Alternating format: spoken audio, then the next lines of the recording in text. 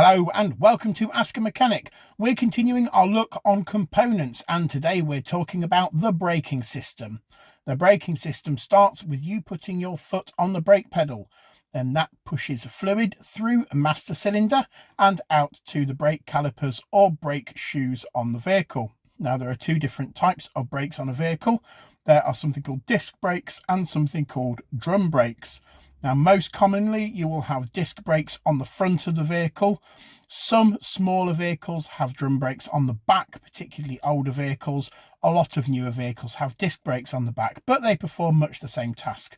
They push an abrasive material out against a metal surface to create friction and slow the vehicle down.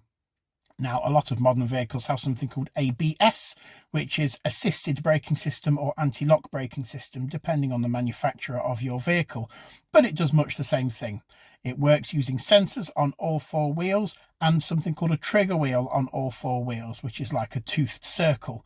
And what happens is it senses when these trigger wheels pass over the sensors, and it senses whether one wheel is locked up when it shouldn't have done, and it applies more braking force to the wheel which is still rotating. You can tell when this is working because if you brake hard, if you do an emergency stop, you will feel your brake pedal starting to vibrate quite violently, and that is the ABS pump doing its job. The general purpose of ABS, the anti-lock braking system, is to enable you to do an emergency stop and steer at the same time, because if your front wheels lock up, you cannot steer.